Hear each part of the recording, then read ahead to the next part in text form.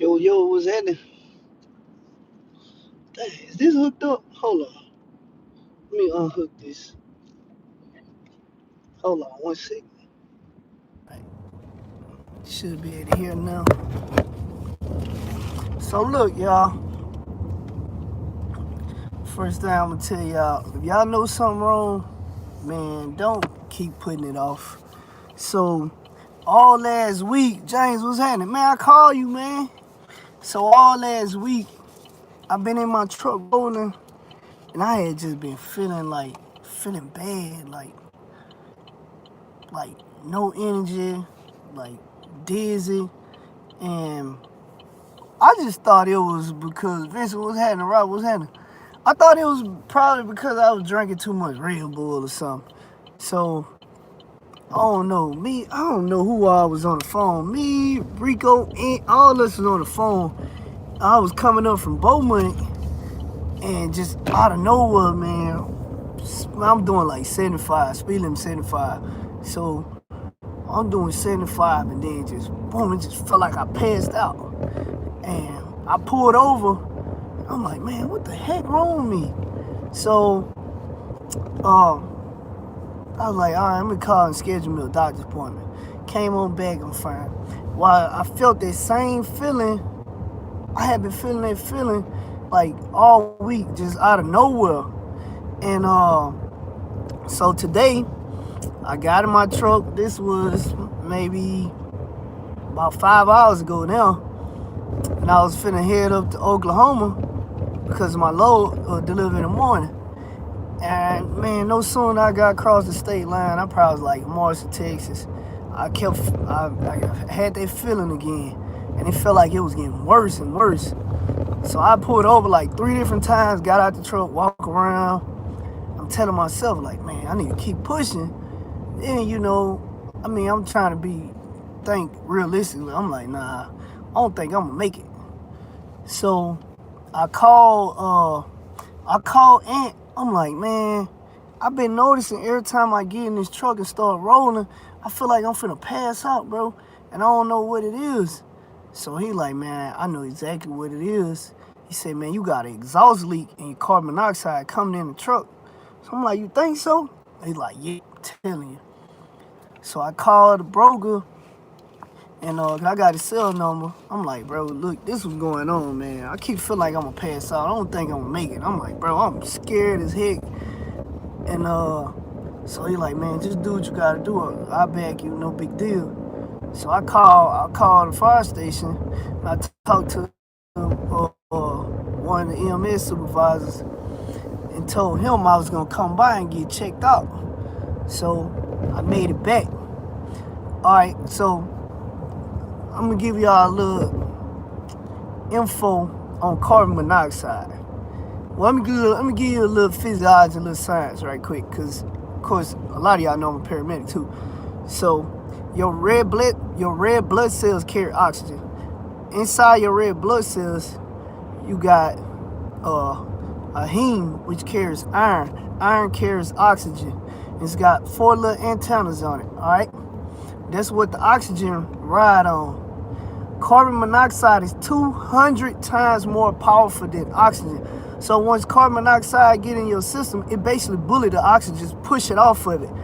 So even when they put you on the O2 pulse ox, the oxygen pulse ox, it's gonna show 100% because it's just gonna read whatever on board of the heme. It don't really specify what's on it. It just say, oh, your level 100%. Well, that's true and it's not true in the same thing. It's true because it's something there, but oxygen isn't there. Carbon monoxide there, which is poison, and it would kill you. It would kill you dead. So prolonged exposure to it is basically irreversible death. You're not gonna come back from it. It's over with. If you go in cardiac arrest from carbon monoxide poison, you're not gonna. They ain't getting no heartbeat back. Let's just put it that way.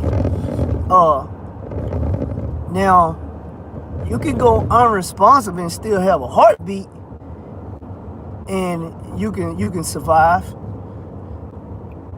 But Only time will tell, because in that situation, you could still be brain dead. So, man, that stuff is like really, really dangerous. So, you know, I had Rico put an inverter in my truck. I bought an inverter. I paid like $400 for it, and I was complaining about this thing.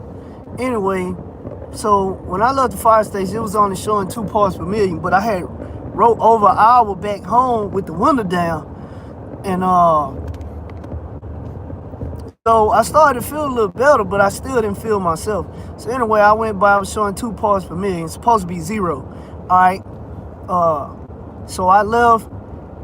Everybody kept telling me to go get a carbon monoxide detector. So I went and got a carbon monoxide detector, and I put it in my truck, and plugged it up to the inverter, and nothing happened. So I was like, man, I think something wrong with me. I'm steady thinking it's something wrong with me. So I sat in the car for like 30 minutes, 20 minutes, I don't know. Went in the truck stop, came back, I kept checking it. Nothing happening. So now I'm like, man, I don't think that's what it is. Something wrong with me. So I was like, man, let me go look one more time. I went to my truck. I can hear it beeping. I looked in, the red light was flashing. It was just beeping, beeping. I was like, thank God I know what it is, but thank God I hadn't been sleeping in the truck. I've been coming home every night, because I would have never woke up. You go to sleep, and because carbon monoxide makes you tired of sleeping. I had been noticing, no matter how much sleep I got, I continue to get tired of sleeping when I get in the truck. I'm just like, man, just like extremely drowsy. But it never dawned on me that's what's happening. I'm continuing to think it's something wrong with my body. I'm like, man, maybe I'm not in shape. Maybe the Red Bull's doing something to my heart. Just all kind of stuff going through my mind. But the whole time, it was a freaking week and a half long of carbon monoxide exposure over and over and over and over. So, like I was just telling my coworkers, because I just left from the fire station again, I just went and put myself on oxygen for a while, just to try to clear my head up, which it helped because my headache went away. But so just say like I go to Beaumont, I load up, I go to Beaumont, and probably halfway back is when I get that feeling. Well, this time, like I just barely crossed the state line, and it hit me that quick. So, like I say, either it's getting worse, or that prolonged exposure basically got my level of me being able to cope with it is like very minimum now. So basically I just turned around, I came back home. Like I got to I was just outside Longview. I called everybody. I was like, man, I'm finna turn around and go home. I was like, I ain't gonna make it. Something wrong with me. I was like, I don't know what right now, but something bad wrong. And I was like, man, I'm so scared. I don't even know if I'm gonna make it back home, because my vision was blurred. I just keep pulling over, get out the truck, walk around for a while, and man, just sit on the trailer deck. I'm like, man, I gotta keep pushing. So every time I start feeling horrible, I keep pulling over, because I was like, man, I don't want to pass out while I'm driving, because not only I kill myself, I kill other people, and I ain't trying to have it. Sleep with them. Mark, man, I called you earlier. That fatigue, headache, the blue, bro. But it never dawned on me that that's what was going on. Like I say, I'm continuing to think it's the Red Bull, because everybody always in my ear, man, you drink a Red Bull, you don't need to drink it, you don't need to drink it. And that's the only thing I can think about. I never thought about carbon monoxide. And I noticed a week ago, I shut down in Tyler, and I was supposed to get up at 3 a.m. Man, I got up 3.5 hours later, and I wasn't even tired. I'm like, why in the heck did I sleep so long? And I was like, man, the sun out. It's like nothing was making sense to me. But in the process, what I do, because I don't have a APU, so I get up when my truck get really cold and ice on the windows. I get up and I turn the truck off, just so I'm not burning a lot of fuel. So, man, that's probably what helped me. Turn the truck off and went back to sleep. And of course, with the truck not running, I'm not continuing to dump carbon monoxide into the truck. So it's probably what saved my life that night, because I probably would have died that night.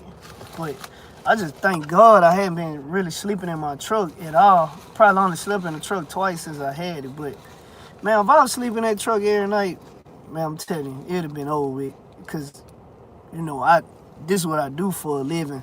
I know the physiology behind it. I done made tons of calls with this stuff happening to people. So, I mean, I already know what the outcome would have been. Man, my truck been in the shop so many times, man. Bro, I'm telling you, man, buying a used truck is a gamble. It's a major gamble. So, with all that being said, every single person, I don't care if you run a hot shot, a big truck, or what, man, put a carbon monoxide detector in your truck, because it's going to save your life. Like, 100%. Ain't no doubt about it, because it definitely saved my life. So, put one in there. That's all I wanted to tell you. I might post a little video of it in the community. I think that's what I'm finna do in a second. So you just look at the little community page section or whatever. I'm about to post a video of it. So I'm gonna holler at y'all. Peace.